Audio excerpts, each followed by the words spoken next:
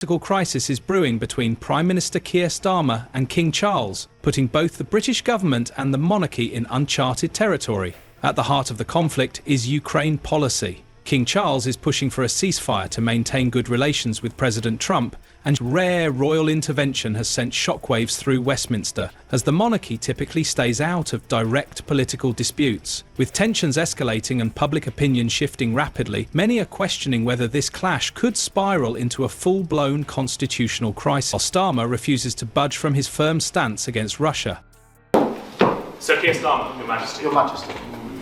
You must be utterly exhausted and nearly on your knees, but not actually quite a grueling. Is the king overstepping his constitutional role, or is Starmer ignoring vital economic warning signs? This question is dividing Britain as approval ratings for the Prime Minister plummet to just 30%, with nearly half the country now siding with Charles.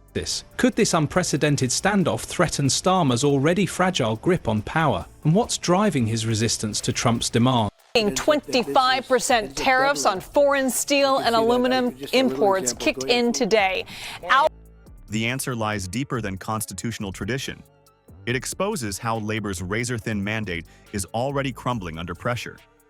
Behind closed doors, Chancellor Rachel Reeves is reportedly panicking about potential U.S. tariffs that could devastate British industry, while Starmer dismisses royal economic concerns as irrelevant. Before we move on, I'd like to ask you a small favor. If you appreciate this content, please take a second to like this video and subscribe to the channel. Over 98% of you watch the videos without subscribing. It costs you nothing, but it makes a huge difference to us. So, did you click the subscribe button? Great, thank you so much. Now, back to the video. What we're witnessing between King Charles and Keir Starmer might very well be the most significant breakdown in relations between the Crown and Parliament in modern British history. Behind closed doors, a storm has been brewing that threatens not just constitutional norms, but the economic future of Britain itself.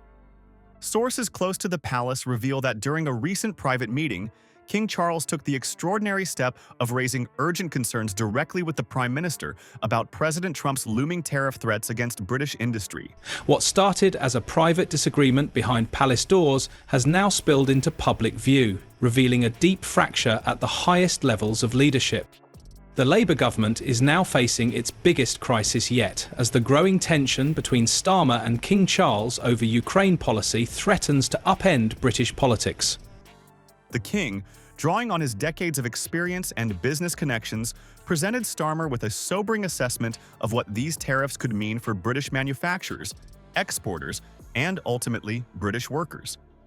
What happened next has sent shockwaves through Westminster and beyond. Rather than engaging with the substance of the king's warnings, Starmer reportedly dismissed them outright. The Prime Minister's response was cold and constitutional. Foreign policy decisions fall solely under the government's authority. Full stop. No discussion. No consideration of the economic implications raised by the monarch.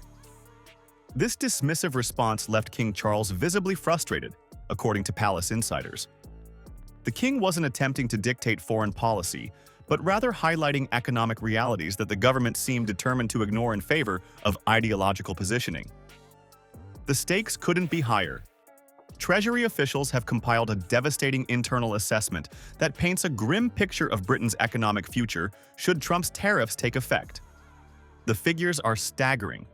Potential losses of up to £32 billion in crucial exports and over 400,000 jobs hanging in the balance across manufacturing, financial services, and other key sectors. These aren't just numbers on a spreadsheet.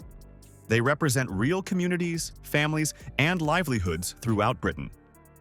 At the heart of this unprecedented rift lies a fundamental difference in approach. King Charles has taken a pragmatic, economy-first stance, recognizing that Britain's prosperity must be protected regardless of political considerations. His approach reflects a monarch deeply connected to the real-world concerns of his subjects. Starmer, meanwhile, remains rigidly committed to his Ukraine policy positioning, apparently willing to sacrifice billions in economic output and hundreds of thousands of jobs rather than adjust his stance to economic realities. This standoff has placed Chancellor Rachel Reeves in an increasingly untenable position. Treasury sources suggest she's caught in a painful bind between her loyalty to the Prime Minister and the alarming economic forecasts her own department has produced. Behind closed doors, she's reportedly becoming more concerned about the potential economic fallout from Starmer's inflexibility. The question many in Westminster are asking: how long before she's forced to break ranks and acknowledge the validity of the King's concerns? The British public appears to be making up its mind already. Recent polling data shows a remarkable 2/3 of Britons believe Starmer is performing poorly, just 6 months into his term. This level of dissatisfaction so early in a government's life is almost unprecedented and reflects growing public unease with Starmer's leadership style and decision-making. Constitutional experts are now warning that this standoff between monarch and prime minister could have far-reaching implications.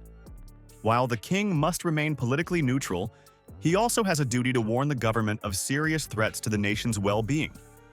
When such warnings are dismissed without proper consideration, it raises profound questions about the functioning of Britain's unwritten constitution and the relationship between its institutions.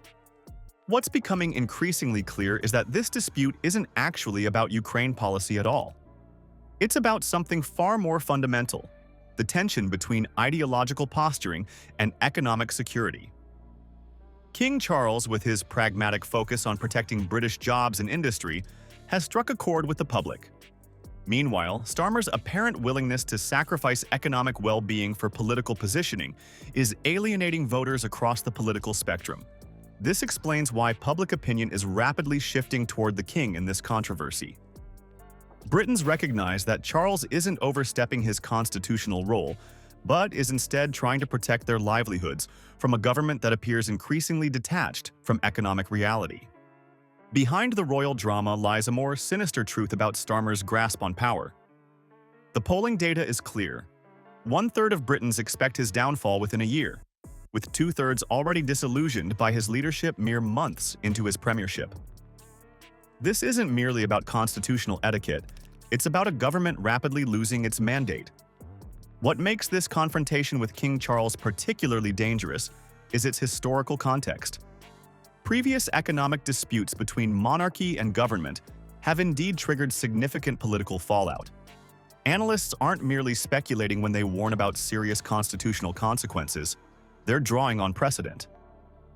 Starmer's dismissive attitude toward the king's economic concerns isn't just politically unwise, it's potentially fatal to his premiership. This isn't about royal overreach, but rather about a prime minister who appears disconnected from the economic anxieties of ordinary Britons. In challenging King Charles, Starmer may have inadvertently accelerated his own political demise, creating the very catalyst that could ultimately collapse his fragile government.